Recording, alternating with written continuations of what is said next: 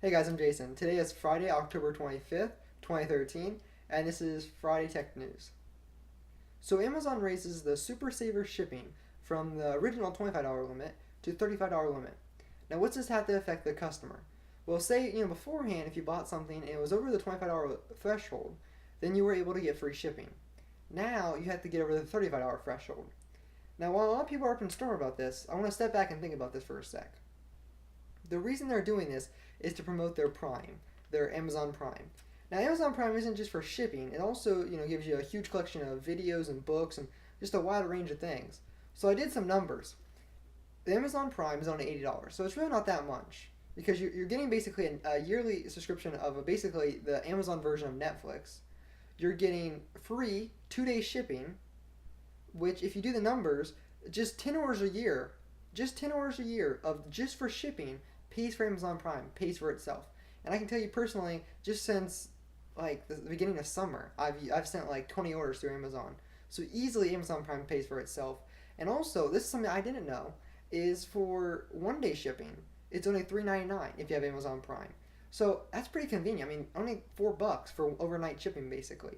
That's pretty sweet. So their goal to raise this threshold price limit is to push people over to Prime. And I think it's going to work. I mean, I personally now are starting to consider, should I get Prime, because I'm basically doing the 5 to 13 day shipping. Why not just get free 2 day shipping for paying $80 a year when it's going to pay for itself in the shipping rate? So it's kind of interesting. Although if you're always buying $25 items, you're going to have to bump that threshold up to $35 if you still want free shipping. So if you haven't heard already, Twitter is trying to get an IPO. If you don't know what IPO means, it stands for Initial Public Offering. So basically, they're trying to get into the stock market. Now, they chose to go with the New York Stock Exchange, mostly because the New York Stock Exchange promised that they would not have a problem with the first day of sales. And if you watch the Facebook IPO, you would know that when Facebook went live and people were trying to buy shares, all hell broke loose. I mean, nobody got it for the price they wanted. I mean, there was lawsuits filed after the fact. I mean, it was so confusing. And Twitter saw that and they don't want that. So they went with the New York Stock Exchange and they're hoping that they don't have this problem. They've been beta testing everything. So let's just hope they can get it through with no problems on first launch day. Now, they're said to be selling 70 million shares. Yes, that's a lot of shares. And they're hoping to sell them anywhere between $17 and $20 per share for the first day. Now, it's a question of, is it worth that much? And it's kind of different. The person that uses Twitter might look at it differently than how a financial person looks at it and says, well, we can do these amount of ads per person and through this amount of date, and therefore it is worth this much by total share division. While the average person might say, I don't really think it's worth this much a share. So it's kind of interesting. I think it's probably a reasonable range, 17 and 20, lower than the Facebook IPO. Yet Twitter seems to really have a lot of followers. Everybody uses Twitter. I mean, everybody knows what Twitter is. I started there back in the day when I had a teacher, way back in 7th grade, which is now like almost 6 years ago. And he told me about Twitter and how the president, at the time it was Senator Barack Obama, was running for president, how he was using Twitter. So Twitter has always kind of stayed in the limelight. Now, they're hoping to go off in early November, which is very soon, so they might be coming out any time now.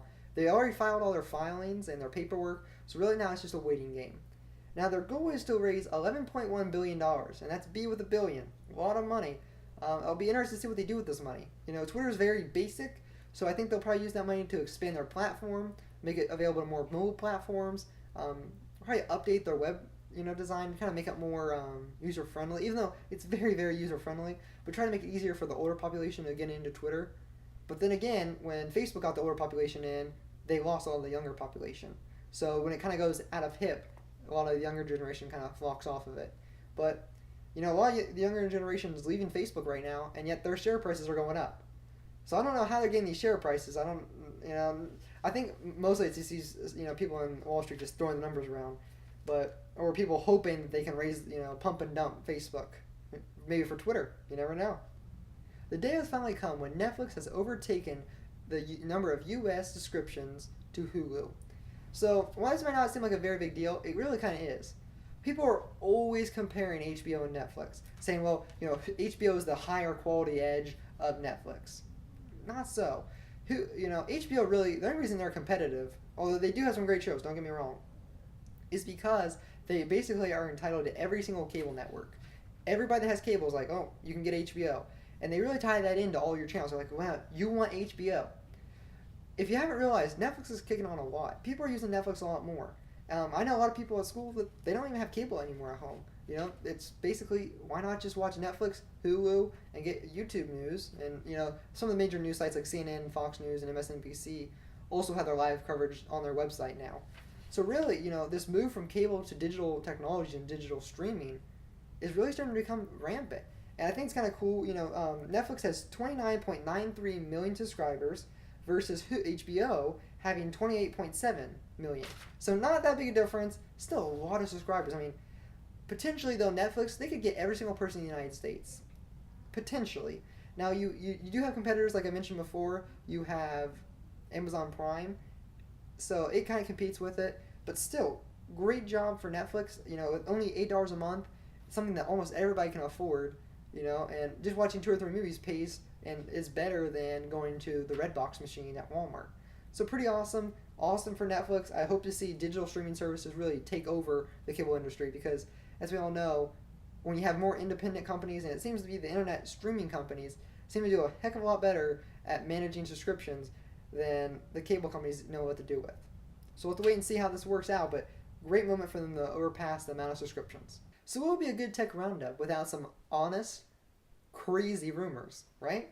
So ever since Steve Jobs, he's been saying, you know, he said back when he was still alive that there was a possibility of an Apple TV. Now, you know, it's kind of been rumored around for years, and I was reading that on Techno Buffalo, and it kind of sparked my interest again.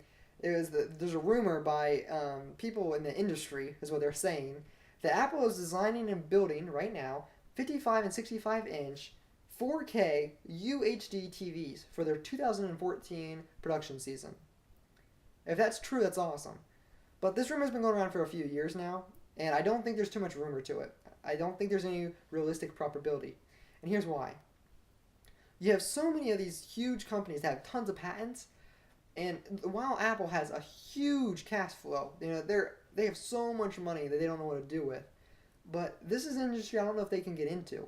I think they have a lot of great features they could add to such devices, but can they really add anything that Samsung or some of the top, or Vizio, doesn't have in their TVs already? I think they could be a great competitor, but they couldn't really, I don't know if they can add any benefits. And that's a big deal in the TV industry, you know, and it's going to be interesting to see what happens. Again, I don't see this as happening very, you know, likely, but if it does, 4K TVs are awesome. We all know, though, Apple, they overprice everything, you know what I mean? But that's how they make money, right? They overprice it. So the thing, though, is I think you could probably get, you know, the same type of Vizio TV for like 1/4 the price when they start doing, you know, 4K TVs, of course.